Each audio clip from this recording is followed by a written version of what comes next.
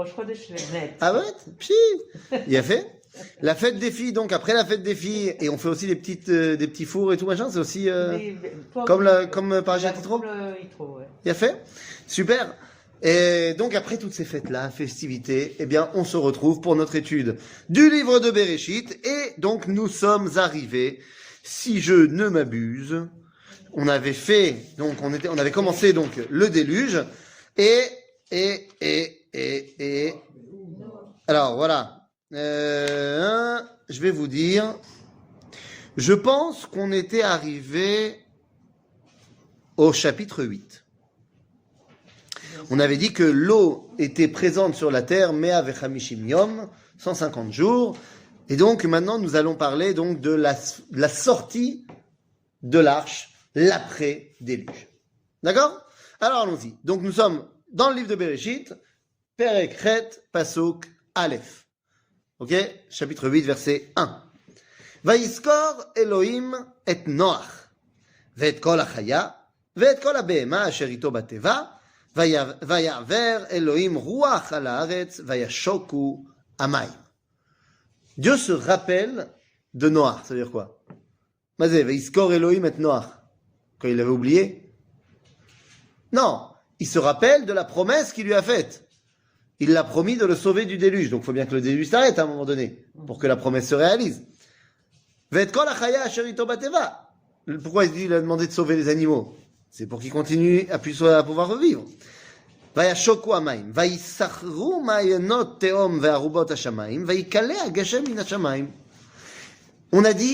l'avait dit la dernière fois, c'était longtemps, que tous les calculs sont chamboulés dans le déluge. C'est-à-dire que dès qu'on nous donne une date, on part pas du même point de référence. Dès qu'on nous dit que la pluie, elle a duré 40 jours, après on nous dit que c'était 150 jours d'eau. Et là, tout d'un coup, on nous redit que la pluie vient de s'arrêter alors qu'on nous a déjà parlé. Tout ça est fait. Donc ça nous amène à 340 jours. Déjà. Ok? Vatanach hateva b'chodesh hashevi'i b'shiv'a asar yom lachodesh al hare Ararat. Donc l'arche se pose sur les monts Ararat, qui se trouvent en Turquie. C'est-à-dire, Va'amaim ayu alor vechasor ad ba'asiri, ça dépend de quand tu commences à compter.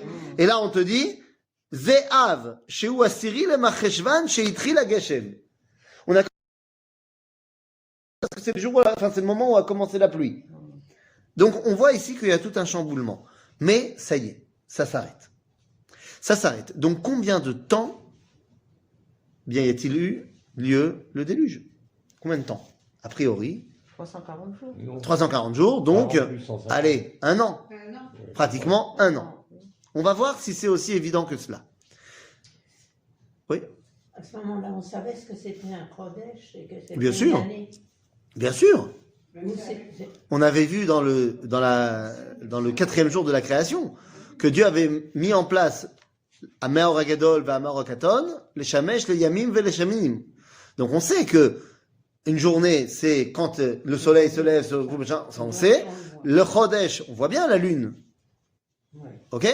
Et l'année, c'est la révolution. Nous, on connaît au niveau astronomique, mais eux, ils comprennent aussi qu'il y a un changement des saisons. Donc ils savent aussi repérer l'année, sans aucun problème. D'accord? Je te rappelle qu'il y a déjà à cette époque-là, des moyens de calcul pour calculer le diamètre de la Terre, pour calculer tout ça en fonction de l'ombre. C'est-à-dire que c'est des gens qui sont très intelligents au niveau de leur découverte scientifique. Mais tout n'est pas forcément écrit dans la Torah. Là, en l'occurrence, c'est marqué. Mais toutes les découvertes scientifiques ne sont pas vraiment marquées dans la Torah. Donc, Vaïm miketz arbaim yom. Vaïftach noach et chalon ateva asher asa. Après 40 jours, Noach a ouvert la fenêtre. Mais attendez, je comprends pas, 40 jours, c'est la pluie, mais il y avait encore plein d'eau. Et qu'est-ce qui se passe? Donc, Vaïm miketz arbaim yom. Alors, c'est quoi, c'est arbaim yom? Nous dit Rashi, Misheniru raché harim. Depuis qu'on a vu la pointe des arbres. Donc, ça nous amène à Mamash, presque un an, peut-être même un peu plus. Et là, il ouvre la fenêtre. Et qu'est-ce qui se passe? Vayishalach et ha'orev. Il envoie Colombe. Non, c'est après. le corbeau d'abord. Un corbeau. Il envoie le corbeau. Vayetse yatso vashov adi avoshet hamayim me'al haaretz. Moi, je te dis que lorsqu'il a envoyé le corbeau, c'est parce qu'il voulait pas sortir de la teva. De là. Parce que le corbeau, alors oui, ça c'est une info que j'ai. Je sais ce que dit le corbeau. Alors, il parle beaucoup au renard, c'est vrai. Car maître corbeau dans un arbre perché tenait dans son bec un fromage, bien évidemment. Mais le corbeau, il dit autre chose. Qu'est-ce qu'il dit le corbeau? Il y a encore de l'eau, sortez pas. Il y a encore de l'eau, sortez pas. Tu parles corbeau? Non, le corbeau, il dit quelque chose de très simple. Il dit, qui m'amènera mon repas? Oui, c'est ça qu'il dit le corbeau. Ben, du moins, hein, d'après David Ameller dans le Perek Shira. Perek Shira, c'est quoi? C'est un petit texte, d'après le Midrash de Teilim, c'est le bonus de Ruach HaKodesh, de Nevoah, de prophétie que David reçoit, après avoir écrit Teilim. Il reçoit un bonus, et avec ce bonus, il écrit Perek Shira. C'est la chanson de toute la création, dans laquelle il met en avant tous les éléments de la création, pas que les animaux, mais les animaux également, et chacun va donner sa louange à Dieu. C'est-à-dire, chacun va dire ce qu'il a à dire. Ok? Et à Horeb, son truc qu'il a à dire, c'est qui va me donner à manger? En d'autres termes, à Horeb, il montre le corbeau, il montre une dépendance.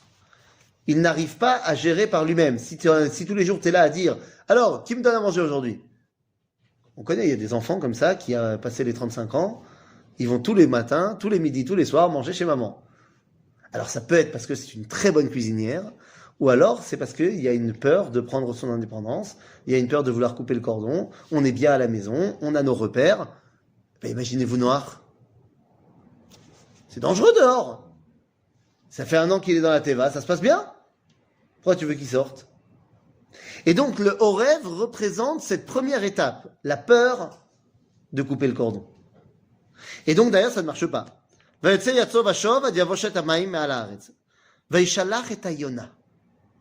Ah, le fait qu'il envoie cette fois un autre animal montre qu'il veut changer complètement de vision. Yona, qu'est-ce qu'elle dit? C'est elle qui ramène Oui, avant de ce qu'elle va faire. Dans le même Perek Shira, on a aussi la Yona qui parle, la colombe.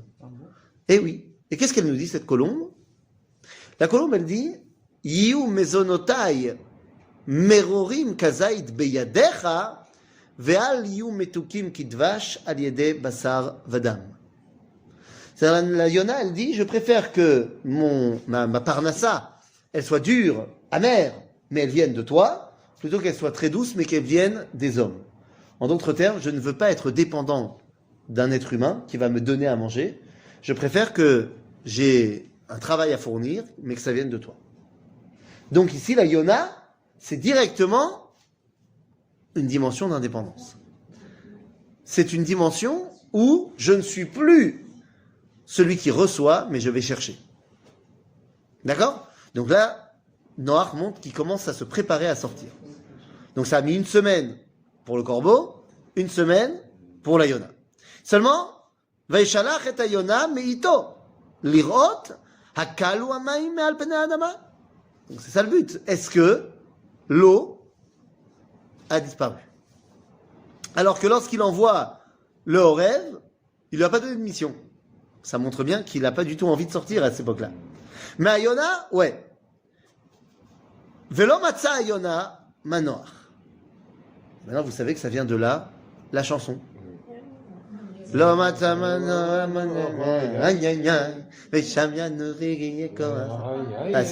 alors, nous on connaît très bien aïe aïe aïe. Ça, c'est les paroles que tout le monde connaît. Mais c'est quoi le début? Lo matza manoach, lo matza Yona manoach, aïe aïe aïe. Lo matza Yona manoach, c'est là. D'accord? Donc, lo matza Yona manoach, aïe aïe aïe aïe, le kaf ragla. Vatashov elav el ateva, ki maim al pene kol haaretz. Vaishlach yado veikachea vayave ota elav el ateva. C'est-à-dire que pourquoi elle revient? parce qu'elle n'arrive pas encore.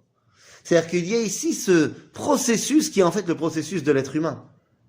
Au début, on essaie de sortir de chez papa et maman, mais on revient. Prenons l'exemple de quelqu'un qui serait un jeune garçon de 18 ans qui fait l'Alia.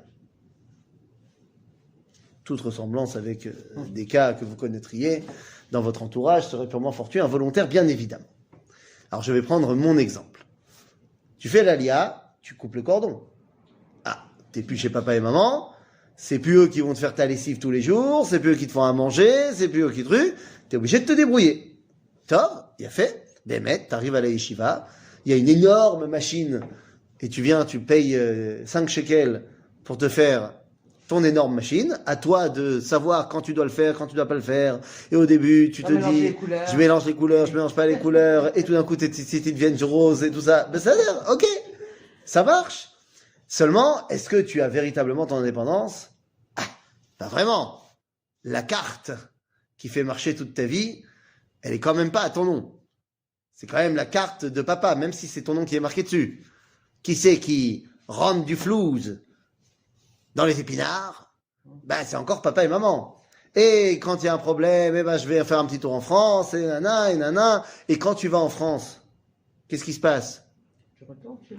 Tu sais pas pourquoi tu es venu avec une valise vide, elle redevient pleine. Et quand papa et maman, ils arrivent en Israël, Ils viennent plein. ils viennent non seulement plein, mais en plus, ils t'emmènent au super. Oui, parce que quand tu es jeune et que tu es à la yeshiva, tu ne sais pas ce que c'est avoir un caddie plein. Ça n'existe pas. Donc, t'es pas vraiment, mais t'es un peu indépendant, mais pas vraiment, Et puis, à un moment donné, un jour, ça y est, tu n'utilises plus la carte de papa et maman. À un moment donné, tu prends ton indépendance. Donc, à Horeb, je suis pas prêt. À Yona, j'ai envie d'être prêt, mais ça va prendre du temps. D'accord? Donc, là, il n'a pas trouvé de repos. Vayachel od shiva yamim acherim. Vayosef shalach et Yona min hateva. Après 7 jours, il a renvoyé la Yona. Vatavo elav Yona leet erev veine ale zait taraf befia. Vayeda Noach ki kalu hamayim me'al haaretz. Donc elle vient avec son fameux rameau d'olivier. Qu'est-ce que ça symbolise? La branche d'olivier. Là, la paix, ça c'est aujourd'hui. Zenachon. Mais ça n'a aucune source. La source de base du rameau d'olivier, c'est la Géoula. Alors, tu as raison que par extrapolation, oui, la Géoula, elle va nous amener au final la paix. Nachon. Mais à la base, dans le livre de Zecharia Hanavi, le rameau d'olivier fait partie de la névoie que Dieu envoie à Zecharia pour annoncer la Géoula. La Géoula, c'est La délivrance. la délivrance. Et là, en l'occurrence, c'est la délivrance pour Noach de pouvoir sortir de l'arche. Donc, il voit la Yona ramener son rameau d'olivier. Mais elle est quand même revenue. Donc, c'est la preuve qu'elle ne peut pas se débrouiller encore par elle-même. Donc, eh ben, on dit, Vayachel od shiva yamim acherim, vayishalach et Yona, velo yasfa shuv elav od. Elle n'a plus besoin de rentrer. Elle n'a plus besoin. Elle n'a plus besoin de revenir à l'arche. Ça y est. Donc, c'est le siman où on peut partir. Ça y est. On a pris son envol, comme on dit. ויהי באחד ושש מאות שנה, בראשון באחד לחודש, חרבו המים מעל הארץ, ויסר נוח את מכסה התיבה, וירא והנה חרבו פני האדמה. Noach ouvre la teva, et imaginez-vous le paysage. Imaginez-vous 2 secondes le paysage. Paysage de destruction, de désolation. Désolation. Il n'y a qu'à voir des images quand il y a des inondations de quelque part et qu'après l'eau s'en va. Alors, il n'y avait certainement pas l'industrialisation qu'il y a aujourd'hui. Donc le paysage était déjà à la base moins construit qu'aujourd'hui. Mais il était construit. Il ne faut pas croire qu'il n'y avait rien. Donc il voit ici un paysage de désolation. C'est terrible de sortir de la Teva. Et là, je ne suis pas psychologue, mais j'imagine que les sentiments de Noach sont terriblement confus. Pourquoi j'ai survécu? Pourquoi moi? Pourquoi ils ont tous morts? J'ai compris, mais bon, quand même, c'est trop dur. Les géants qui avaient survécu, non? Alors, nous, on étudie ici la Torah. D'accord, ça c'est les commentaires. Évidemment, voilà, dans le Midrash, il y a plein de choses. Mais Og Melech Habashan, on ne sait pas s'il a survécu ou pas, pour l'instant, on ne connaît pas. Ok? Mais même s'il a survécu, ça ne veut pas dire qu'il est là au moment où il ouvre la porte. Donc, Bachodesh Hasheni, Beshiva ve'esrim yom lachodesh, Yavsha Haaretz. Donc c'est quand? Chodesh Hasheni, le deuxième mois, Beshiva ve'esrim yom lachodesh, le 27e du mois. Donc c'est quand? Le mois d'après. Alors oui, mais c'est quand là en l'occurrence? Eh bien là on va nous dire, c'est Becheshvan. Le 27 Cheshvan. D'accord. C'est d'ailleurs le 27 Cheshvan, aujourd'hui, une fête. Pas une fête juive, mais c'est la fête des Bnei Noach. C'est le jour de fête des Bnei Noach, puisque c'est le jour où... Comment? Le jour de fête, c'est pas un nom. Comment ils appellent Non, ça? Yom, c'est Yom Noach. Bnei Noach. Parce que c'est le jour où Noach va recevoir les Sheva Mitzvot Bnei Noach. D'accord? Ok. Yavsha Haaretz. Qu'est-ce qu'ils font les Bnei Noach? Ils font une bouffe? Ils font quoi? Ah, tu as raison. Quoi? Ils font il y a un michté. office, il y a quelque chose. Il y a un office. Il y a une Seuda Todaya. Comme nous, on fait un style de Purim. Il n'y a pas de déguisement, mais je veux dire, il y a michté, simcha et tfila. Il y a une fille là. Ben oui, il y a une fila, puisqu'il y a maintenant un sidour pour les Bnei Noach. Il y a un sidour. Il est Hein? utilisé. Des fils, non? Des fils. Il n'y a pas des défilés, des trucs. Ah, des défilés. Ah non, non, ça, ce que tu dis, c'est à Sukkot. Ça soupe. À Sukkot, il y a une parade de Kol HaAmim. Mais c'est pas forcément des Bnei Noach. Il y a une parade de plein de gens qui viennent de plein de pays différents. À Chol HaMoed Sukkot. Oui. Après Soukhot. Après Sukkot? Mais je m'en rappelle Là, pas il la n'y a pas moelle. longtemps, il y a peut-être 15 jours. Il y a eu un défilé comme ça des Éthiopiens. Ah non, c'est la Shoacher. C'est autre chose. Là, tu parles de la fête du Sigd. Oui, Ça, c'est la fête des Éthiopes, des Juifs d'Éthiopie. C'est un petit, alors ça, par exemple, tu vois, c'est vraiment comme la Seudat Yitro. exact. C'est-à-dire que Seudat Yitro, c'est un truc des Tunisiens parce qu'il est arrivé un truc en Tunisie. À Sigd, c'est vraiment une fête juive du Minak des Juifs d'Éthiopie par rapport à ce qui leur est arrivé à eux en Éthiopie. Alors, ça s'est pas encore propagé dans tout le peuple juif, mais pourquoi pas? De la même façon qu'aujourd'hui, Yitro est en train de grandir, bah pourquoi pas? C'est-à-dire. Mais donc, non, ce qui se passe à Sukkot chez les nations, c'est par rapport à Sukkot, qui est la fête aussi pour toutes les nations, on fait des corbanotes pour toutes les nations, donc c'est le but. Mais c'est pas forcément le truc des Bnei Noach. Ok, alors on a fini le déluge. La question maintenant, c'est donc, j'aimerais récapituler, combien de temps a duré le déluge? Eh bien, le déluge a duré, on a dit, Ah non. 1 an. À quel âge? Déjà, à Oui. l'époque, on savait les noms des mois. Non, les noms des mois, c'est Rachi qui nous les donne, c'est Ah. beaucoup plus tard. À l'époque, on appelle ça le premier mois, le deuxième mois, le troisième Toi, mois. tu parles de Sivan. Oui, oui, évidemment. J'ai dit, ça c'est nous, aujourd'hui. Ah, d'accord. À l'époque, ils appellent ça le premier mois, le deuxième mois, le troisième mois. Maintenant, le déluge a duré donc 1 an. Non. Quel âge avait Noach au moment où le déluge a commencé? Il était vieux déjà. Oui, on l'a évoqué. On a dit, il avait 600 ans. Oula. Oui. Il a vécu 900 ans. Alors justement, parce qu'on va nous dire, et là je fais exprès donc de sauter plein de lignes, on va nous dire que Noach, alors,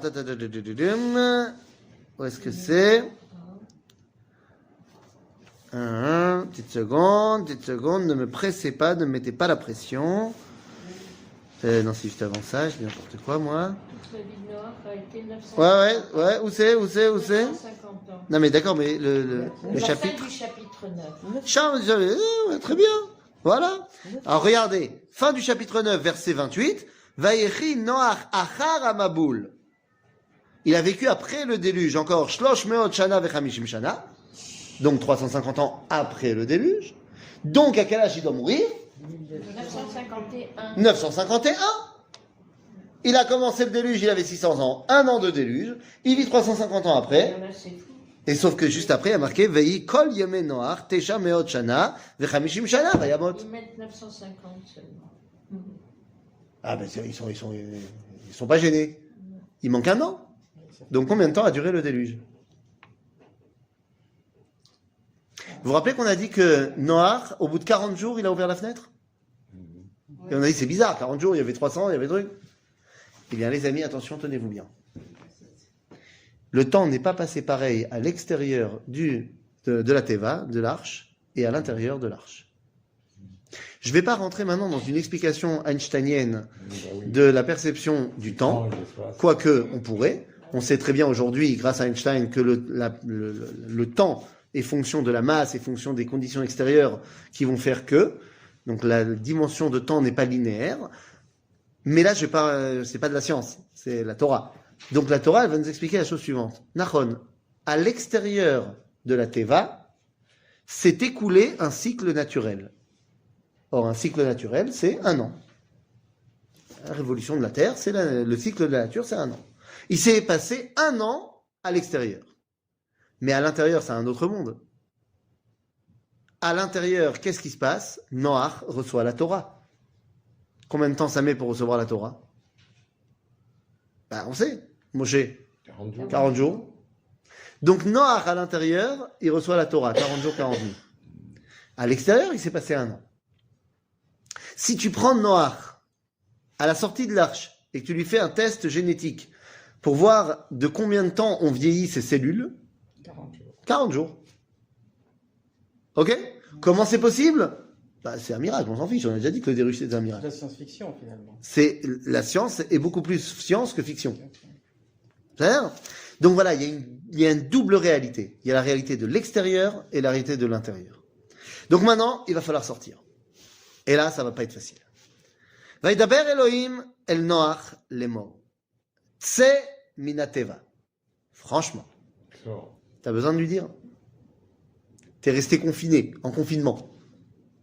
Vous connaissez, truc théorique, le confinement, bien sûr. Le confinement, si on te dit, le confinement est terminé, Tu sors. est-ce qu'on a besoin de te dire, alors sors? Non. Non, tu sors. Il est plus Sauf bien, si t'es mieux dedans que dehors. Quand t'es mieux dedans que dehors, tu veux rester. Combien de fois, je m'adresse à vous, combien de fois vous avez dit à vos enfants lorsqu'ils étaient à l'âge de l'adolescent poussé, c'est-à-dire 15-16 ans, et que leur chambre était infestée d'une odeur intéressante, et que ça faisait peut-être 3 jours qu'ils n'avaient pas ouvert les volets, ni la fenêtre, ni quoi que ce soit. Toi tu dis, j'ai pas laissé faire ça chez moi, ça va pas ou quoi? C'est jamais arrivé. Non. Hein, non. Jamais les adolescents ne s'enferment dans des endroits, ils sont très bien dedans, il faudrait pas m'embêter. Là, Noach, faut lui dire de sortir. Faut lui dire de sortir. Il a fait sa crise d'adolescence. Tu m'étonnes, à 600 ans. Comme ça. Il avait peut-être Moi, peur. je comprends Mais non, qu'il bien sûr, veuille bien pas sûr. sortir. Bien sûr qu'il a peur. Bien sûr qu'il a peur. Il doit avoir une trouille bleue. Mais évidemment, pourquoi tu veux qu'il sorte? Comme le Kohen Gadol qui est mieux dedans que. Nachon, exactement. Exactement. Donc on est obligé de leur donner. C'est minateva. Ata veishtecha. Ubanecha, unche banecha itach. Qu'est-ce que ça veut dire? Ata veishtecha. Alors qu'avant, il y avait marqué, quand il est rentré, il y avait marqué Ata ubanecha, veishtecha, unche banecha. C'est-à-dire que quand il est rentré dans la Teva, c'était lui, ses enfants, et sa femme et les femmes de ses enfants. On a séparé les couples. Parce que dans l'arche, on ne peut pas avoir de relation intime. Le monde est en train d'être détruit, tu vas pas commencer à toi faire des bébés. Pas dans la Teva. Mais là, quand il faut sortir, la première chose que Dieu lui dit, c'est on reforme les couples. La vie doit reprendre. Donc toi et ta femme, et tes enfants et leurs femmes. Ok? כל החיה אשר איתך, מכל בשר בעוף ובבהמה, ובכל הרומס על הארץ, היצא איתך, ושרצו בארץ, ופרו ורבו על הארץ. ויצא נוח ובניו ואשתו ונשי בניו איתו. כל החיה, כל הרמס, וכל העוף, כל הרומס על הארץ למשפחותיהם, יצאו מן הטבע. Tous les animaux sortent selon leur famille. Il y a la famille de Monsieur Chien, il y a la famille de Madame Vache. C'est-à-dire quoi? Les animaux, ils ont des familles maintenant? C'est comme ça qu'on les détermine? Parce que c'est ça le projet maintenant de l'après-déluge. Retrouver la dimension des familles. Voilà le projet. C'est un projet qui sera repris par Abraham plus tard. D'accord? ויבן נוח מזבח להשם, ויקח מכל הבהמה הטהורה ומכל העוף הטהור, ויעל עולות במזבח. Il y avait plus que des pères. Hein. C'est-à-dire? Il fait des corbanotes. Tu te rappelles, les behemoth théorotes, combien il en avait pris? 7 et 7. Ah, oui. C'est pour ça. C'est pour pouvoir faire les corbanotes. Vayarach Hashem et... Ah, regarde, qui c'est qui lui a dit de faire un korban? D'où il a appris qu'on faisait des korbanotes? Ça souffle, Et les purs. il y a du vent. Mais c'est pas comme ça, Ça- tu le sens pas, tu ne fais Non, que l'entendre. mais j'aime pas. Mais j'aime pas, c'est l'hiver. En hiver, moi je vais à Dubaï. On a du vent. Non, toi. Ah oui. Comme ça, il fait pas froid. Bekitsour, pourquoi, d'où il a appris qu'on faisait des corbanotes? Mais les amis, depuis que l'homme est homme, il fait des sacrifices. On avait vu avec Caïn et Ève déjà. Donc, la dimension de rendre à Dieu, c'est quelque chose de premier dans l'idée humaine. C'est pas du tout quelque chose qu'on a inventé. L'homme a ressenti cela dès ses premiers âges. D'accord? Donc, Vaïven Misbeach, Vayarach Hashem et Reach Lecha Nichoach, Vayomer Hashem el Libo, Lo osif lekalel od et האדמה בעבור האדם, כי יצר לב האדם רע מנעוריו. לא יוסיף עוד להכות את כל חי כאשר עשיתי. Maintenant que Dieu il a senti l'odeur des corbanotes, il a dit non, c'est très bien, au contraire. Et donc je ne ferai plus ce que je viens de faire. Il ne faut pas que je m'en prenne à l'homme comme ça, ni à la création tout entière. Pourquoi? Ki yetzer lev ha'adam ra mineurav. Comme vous le savez, on l'a déjà évoqué plein de fois, l'homme, c'est une création avec deux pôles. C'est un gémeau. Il est d'un côté Yetzer HaTov et d'un autre côté Yetzer Hara. Le Yetzer HaTov, il le reçoit à la bar mitzvah, bat mitzvah, et le Yetzer Hara, il le reçoit à la naissance. Mais le Yetzer Hara n'est pas le mal. Bien sûr que non. Le Yetzer Hara, c'est l'inverse du Yetzer HaTov. Or, le Yetzer HaTov, il rentre à 12-13 ans, on a dit, parce que c'est l'âge de la puberté. C'est pas parce que l'homme, tout d'un coup, il est intelligent à 13 ans, il était déjà intelligent à 10. Mais c'est l'âge moyen de la puberté. C'est-à-dire que c'est l'âge moyen où l'homme peut commencer à donner la vie. C'est pour ça qu'on fait la bar mitzvah à 13 ans. Donc, ça veut dire quoi? Ça veut dire que le Yetzer HaTov, c'est la volonté de donner la vie. Le Yetzer Hara, c'est donc la volonté de profiter et de recevoir la vie. C'est pas mal. Il faut juste l'aiguiller. Donc l'homme qui voulait profiter avant le déluge, qui volait parce qu'il n'avait d'intérêt que son propre intérêt, alors ça a amené à des choses terribles. Mais c'est Akadosh Baruch Hu qui nous a créés avec ce Yetzer-là. Donc le but du jeu, c'est de le préparer à savoir utiliser cette force-là de vouloir se remplir de vitalité. Si on n'a pas de Yetzer Hara, on meurt. Donc c'est la raison pour laquelle, d'après le judaïsme, pendant les premières années de l'enfant, tu n'es pas tenu de lui apprendre la Torah. Tu le fais, mais tu n'es pas obligé. Pourquoi les premières années? Jusqu'à ses 13 ans, Jusqu'à présent? tu ne dois pas obligatoirement lui enseigner la Torah. Alors on le fait, mais c'est pas obligé. Par contre, qu'est-ce qui est obligé de lui enseigner? Derech Eretz Shekadma la Torah. Pourquoi est-ce qu'on t'a pas obligé de lui enseigner la Torah et donc qu'il fasse la Torah avant 13 ans? Parce qu'avant 13 ans, tu dois lui apprendre à contrôler son Yetzer Hara. Pour qu'une fois que tu lui enseignes la Torah, il sache l'utiliser à bon escient. D'accord? Donc, jusqu'à 13 ans, on apprend à un enfant à être un mensch. Comme on dit en arabe. Israël, c'est pas tellement. Quoi? Derech Eretz, c'est pas tellement. Ah, non, c'est pas forcément. Alors, tu dis, il y a certaines personnes qui se sont trompées dans l'ordre. Bon, ben, ils se sont trompés, c'est ce que je te dis. C'est-à-dire, עוד כל ימי הארץ, זרע וקציר וקור וחום וקיץ וחורף ויום ולילה לא ישבותו. Dieu dit, je ne ferai plus en sorte que les saisons soient complètement balagan. Parce que pour moi c'est important, les saisons. Hein? C'est des repères. Nachon. Est-ce que c'est simplement des repères météorologiques? Non, c'est des repères pour le cycle de la nature? Mais ça, j'en ai pas besoin moi. Non, c'est-à-dire, si tout d'un coup, l'été, ça devient l'hiver, bon ben c'est très bien, alors je changerai l'agriculture. Mais c'est un repère aussi moral. Parce que le printemps, c'est le moment où tout renaît. Donc ça veut dire que voir le printemps, ça me permet de comprendre qu'il y a une renaissance. L'automne, c'est le moment où tout meurt. Donc comprendre que la mort fait partie du cycle, mais que ce n'est pas la fin de l'histoire, puisqu'arrive l'hiver.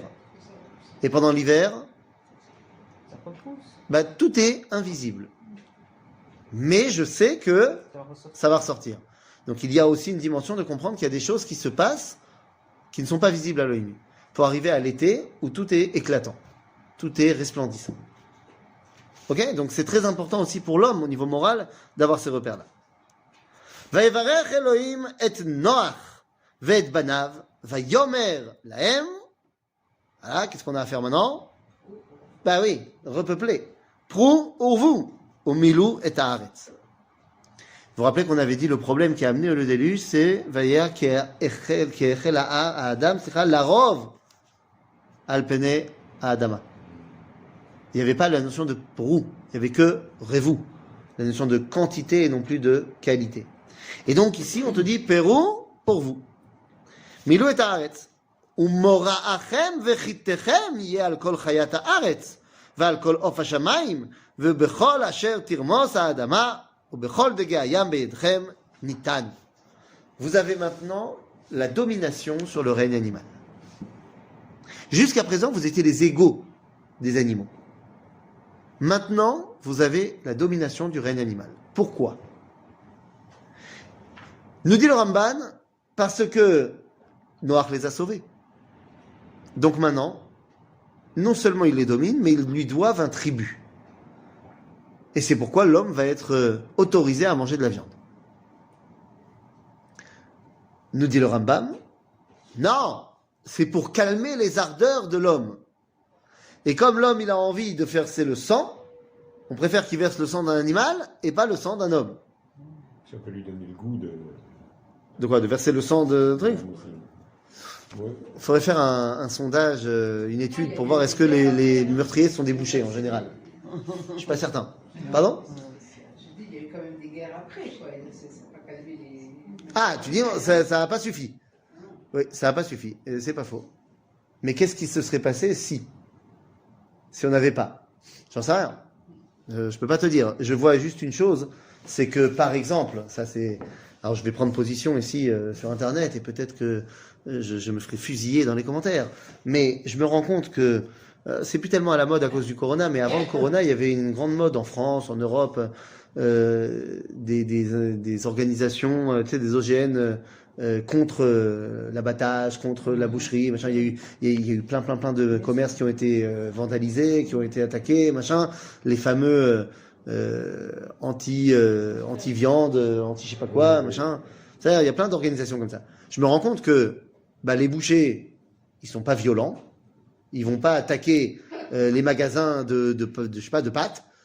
Et je me rends compte que les gens qui sont les véganes exacerbés, ils sont très violents. Peut-être parce qu'ils mangent pas assez de viande. J'en sais rien. Je pose la question. La première association de protection des animaux était en Allemagne au temps des nazis. Ah bah ils étaient très protecteurs, hein, effectivement. Bon, tu vois bien. Donc Bekitsour, nous avons maintenant la domination du règne animal. Peut-être aussi pour que l'homme comprenne qu'il n'est pas un animal. On n'est pas au même niveau. Il faut s'élever. C'est-à-dire, Kol remes asher hu chai lachem yeh leochla, keyerek esev natati lachem et kol. Ach basar benafsho damo lo tochelu. Voilà. On nous permet de manger de la viande, donc on va nous donner la 7e des lois de Noach, à savoir, tu n'as pas le droit de manger d'un animal encore vivant. Pas le droit de manger un animal vivant. Comment on peut manger un animal vivant? Comme on faisait en France jusqu'au début du XXe siècle. Direct. Mais non, mais je lui mords un morceau de viande. Mais évidemment, comment ils faisaient à l'époque? Il n'y avait pas de frigo. Donc quand les paysans ils voulaient se faire un jambon, ils tuaient pas la bête. Comment je vais garder tout? Ah, Donc je lui coupe la jambe, je recouds, quelle horreur. il vit encore le cochon. Et voilà. Bah t'étais pas très producteur de jambon toi à l'époque, je vois. Mais c'est ce qui se faisait. Maman, c'est comme ça que ça marchait, vous croyez quoi? Je sais pas, il pue le cochon. C'est quoi, il puait le cochon? Je comprends pas ce que tu dis. Mais un cochon. Tuer une jambe et. Mais t'as pas compris. Le mec, je te parle. Le mec, il a sa ferme. D'accord? Il a sa ferme. Il- Mais s'il tue la bête, il va devoir tout manger ou jeter. On est en été. Comment je vais manger toute la bête? C'est beaucoup. On est 4. Des salaisons, est-ce que j'en sais? Mais tu peux, d'accord, mais il y a il y a une limite pour garder tout ça. Je veux dire, tu peux pas garder indéfiniment une viande salée. Et puis d'abord, le sel, c'était très cher. Donc- Les salaisons, ça se garde très longtemps. Le? Les salaisons. Oui, mais d'abord, il faut pouvoir saler. C'est le boudin. Oui, non, mais attends. Donc tu peux pas saler tout le temps. Ça coûte très cher. Mais oui, bien sûr. C'est pas aussi évident à trouver qu'on a aujourd'hui. Très cher. Donc, les amis, comment on faisait avec les moyens du bord? Bah, c'est quelque chose qui était très courant. Je veux dire, faut pas s'exciter, hein. Ça existait. Tu lui prends une jambe, ensuite tu la recouds, tu appelles Daniel, il te fait un petit truc, tu l'emmènes chez le veto, et directement c'est coupé, bah, il souffre l'animal, mais c'est comme ça. Et puis après, bah, au bout de 2 semaines, tu veux te refaire une jambe, et puis à un moment donné, tu vas tuer l'animal. Déjà, il est mort, tu l'amputes. Voilà, saute. Donc là, on te dit, non, tu feras pas ça, toi. L'humain ne doit pas faire ça. On voit que ça n'a pas été respecté dans les générations. Mais ça, c'est la 7e loi des Béné Noir. Alors, c'est quoi les autres lois? Pourquoi est-ce qu'elles n'apparaissent pas ici? Elles n'apparaissent pas ici parce qu'elles ont déjà été données à Adam. On les appelle les lois des Béné Noir. Mais en fait, la seule qui est des Béné Noir, c'est Ever Minachai. Puisque avant, on mangeait pas de viande. Donc les autres, elles étaient déjà présentes. C'est-à-dire, c'était quoi? Faire des tribunaux. Alors, faire des tribunaux, tu as raison. Faire des tribunaux. Faire des tribunaux, juger en fait les autres lois. Le vol, le meurtre. Alors, le vol, la le meurtre, avodazara. Ne pas manger de la viande. Alors, non, pas manger de la viande, non, c'est ne pas manger d'un animal vivant.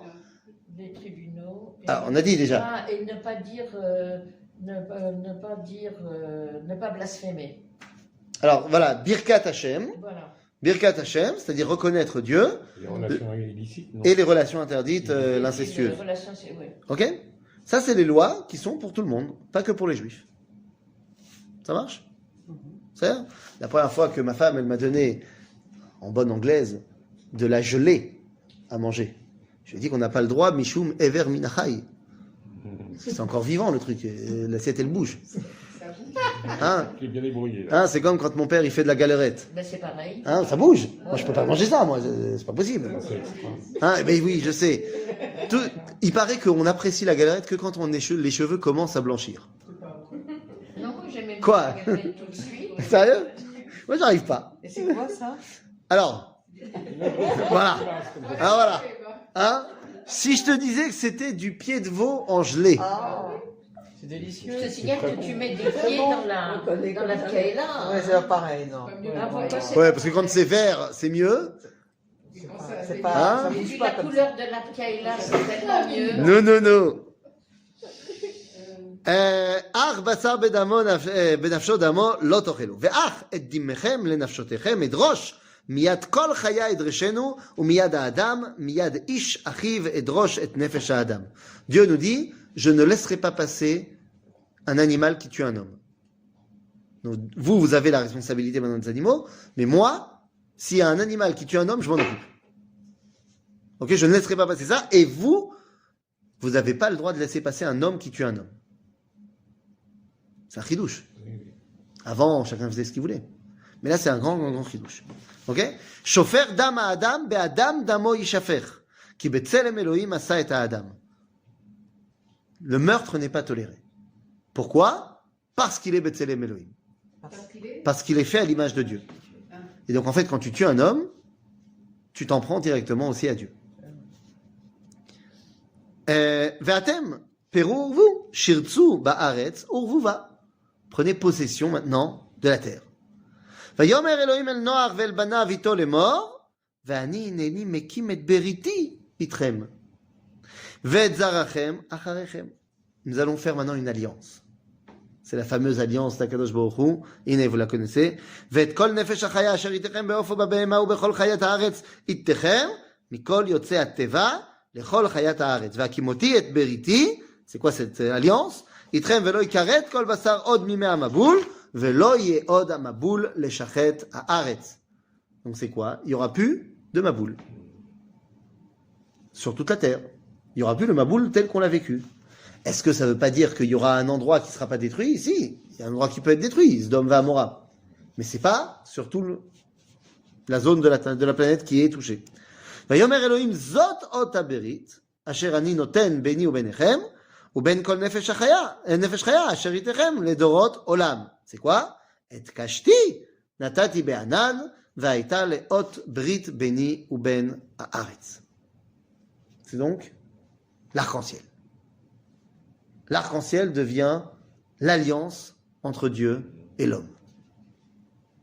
Le Ramban, Rabbi Moshe ben Nachman, 13e siècle, 12e siècle, vient et nous dit la chose suivante. Non, 13e siècle. 13e siècle. Nous dit la chose suivante. L'arc-en-ciel n'est-il pas une réaction purement chimique, physique, pas chimique, mais physique plus, de la condensation de l'eau dans l'air et machin, et la lumière et la réfraction de la lumière? Bon, il n'utilise pas les termes de réfraction, mais il dit, mais c'est une réaction naturelle du monde. Il n'y avait pas d'arc-en-ciel avant le déluge, quand il y avait la pluie. Il dit, si, il y avait. Donc nous dit le Ramban, l'arc-en-ciel, c'est bémettre une réaction physique. Mais avant ça, ce n'est que une réaction physique. Aujourd'hui, c'est une réaction physique qui doit nous remettre en question également. Qui doit? Nous remettre en question. À quoi ressemble l'arc-en-ciel? À un arc qui serait prêt à tirer vers le ciel. C'est Dieu qui met sa flèche vers lui, disant... C'est pas un truc qui dit qu'on n'a pas le droit de regarder un arc-en-ciel. Alors, c'est pas qu'on n'a pas le droit. Non, mais- C'est que quand tu vois un arc-en-ciel, tu viens pas dire aux autres, ah, regardez un arc-en-ciel. Pourquoi? Parce que c'est un signe négatif. Par contre, tu dois faire une bracha. Voilà ce que j'allais dire. Tu te fais une bracha. Baruch ata Hashem, Elokeinu melech haolam. Quoi? Zocher abrit. Bon, il y a tout un noussar très long qui termine en disant Zocher abrit. Tu te souviens de l'alliance que tu as passée avec Noach. D'accord? Donc, mais moi je veux m'arrêter 2 secondes. Il aurait pu choisir n'importe quoi, Dieu. Pourquoi ça? C'est prévisible. Alors c'est très visible, on ne peut pas le rater. Et puis, pourquoi l'avoir fait aussi beau? Oui, ce que j'allais te dire, c'est magnifique. Hein, c'est magnifique un arc-en-ciel. Oui, mais c'est quoi un arc-en-ciel quand on y réfléchit? C'est toutes les couleurs. Alors, c'est à cause de... Je parle pas au niveau physique. Je parle au niveau concret. Je vois quoi, moi? Les couleurs. Je vois les couleurs. Mais elles étaient là, elles étaient présentes, les couleurs, avant ou pas? Oui. Seulement, elles étaient unies. Pourquoi est-ce que je vois pas l'arc-en-ciel tous les jours quand il y a le soleil? Parce que la lumière du soleil, c'est la lumière blanche, on l'appelle la lumière blanche, elle est faite de toutes les couleurs, mais quand elles sont unies, ça fait la lumière blanche. Donc si tu vois un arc-en-ciel, tu vois quoi? Plusieurs couleurs. Donc ça veut dire que les choses ne sont pas unies, le monde n'est pas uni. C'est magnifique, Nahon, mais c'est également très dangereux. La séparation est quelque chose qui doit nous mettre en alerte. L'arc-en-ciel vient nous dire le monde n'est pas encore Echad. Tu veux dire que le jour où le monde va être Echad, il y aura plus cet arc. Il n'y aura qu'une seule couleur, il y aura que le noir, par exemple. Pour le noir. Toutes blanc. les couleurs mélangées. Le blanc? Le blanc. Le blanc. Le blanc qui fait tout Il y aura Je préfère le blanc que le noir. Oui, moi aussi. mais il y aura toutes les couleurs seront mélangées. Alors. L'unité. L'unité, c'est ennuyeux, l'unité. La différence, c'est beaucoup mieux. Oui, mais ça, tu sais, quand est-ce que tu fais la différence? Quand tu rentres dedans. Quand tu prends ton prisme. Et là, tu vois la différence. Tu arrives à voir à l'intérieur de l'unité les gvanim. Mais ça, c'est quand tu es conscient qu'il y a une unité. Lorsqu'elles sont complètement séparées, elles sont que séparées. C'est-à-dire, et c'est là qu'il y a danger. Donc, et kashti natati be'anan, hein? ויאמר אלוהים זאת תות הברית אשר אני נותן ביני וביניכם וכל נפש החיה אשר איתכם לדורות עולם את קשתי נתתי בענן והייתה לאות ברית ביני ובין הארץ והיה בענני ענן על הארץ ונראתה קשת בענן וזכרתי את בריתי אשר ביני וביניכם ובין כל נפש חיה בכל בשר ולא יהיה עוד המים למבול לשחט כל בשר והייתה קשת בענן וראיתיה לזכור ברית עולם בין אלוהים ובין כל נפש חיה בכל בשר אשר על הארץ. Donc, maintenant on peut conclure l'histoire du déluge. Yomer Elohim el Noach, zot otaberit asher akimoti beni, ou ben kol basar asher ala haaretz. Zéou. Le déluge est donc terminé. Maintenant, vous avez peut-être connu, je dis peut-être en sachant que oui, des gens qui ont survécu à la Shoah. Est-ce qu'ils sont dans l'après-Shoah en mode tout va bien Madame la Marquise, ou est-ce qu'il y a un traumatisme post-Shoah? Il y a les deux. Évidemment. Il y a les deux. Tu connais beaucoup de gens qui après la Shoah c'était tout va bien Madame la Ah, Marquise? pas tout bien, mais qui en sont sortis avec une voire plus croyant qu'avant. Ça c'est possible, il y a des gens qui ont été renforcés dans leur émouna. Voilà. Mais est-ce qu'ils n'avaient pas des grands problèmes émotionnels? Évidemment. C'est clair. C'est-à-dire, quand tu vis un traumatisme d'une telle ampleur, Mais c'est ils sont évident. mis sur la génération d'après aussi. Il relie aussi. Trois Il n'a rien à mettre. Bien sûr, bien sûr. Non. Et ce que je veux dire, c'est que quand tu sors d'un tel événement, tu ne peux pas tirer un trait. La vie d'après, elle est nécessairement imbriquée avec l'événement. C'est tout à fait normal. Donc, si c'est vrai pour la Shoah, hein, C'est vrai aussi pour le. bah, t'imagines. Je veux dire, bon, la Shoah, c'est terrible, mais le déluge, c'est pire. Et puis être survivant. Bah, quoi? Il n'y avait pas de survivants. La fille à Noir, Oui, en dehors de. ah, mais en dehors de- il n'a rien à mettre, donc c'est pire. Un choc, bien sûr, C'est pour Noir, c'est une Shoah plus. bien sûr. Donc, tu t'imagines bien que lui aussi, il a vécu un traumatisme terrible. Donc, bah, regardez comment ça suit. Vayi benen Noach hayotzi min hateva Hashem cham veyefed, vecham hu avi Knaan. Shlosha ele benen Noach, umeele nafza kol haaretz. Vayachel Noach ish ha'adama vayita karem. La première chose qu'il fait, c'est quoi? De planter une vigne. Vigne. Non, Une c'est vigne. quelque chose qu'il fait. Hein? Oui, non, il a fait le misbéach. Ouais. Ben, ça, c'est normal. Ça, c'est, si tu veux, on vient de te libérer des camps. La première chose, tu dis merci au libérateur et on saute dans les bras des GI et on saute dans les bras des soldats américains et ils nous donnent leur sac de nourriture et on se jette sur la nourriture et on en meurt parce qu'on n'a plus l'estomac qui est fait pour manger. C'est-à-dire qu'il y a l'euphorie immédiatement après la libération. Mais ça y est, maintenant on est après la libération et on se rend compte de ce qui a été perdu.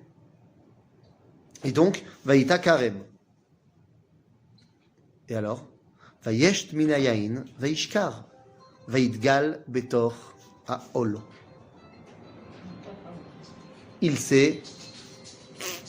Enivré. Pourquoi il a fait ça?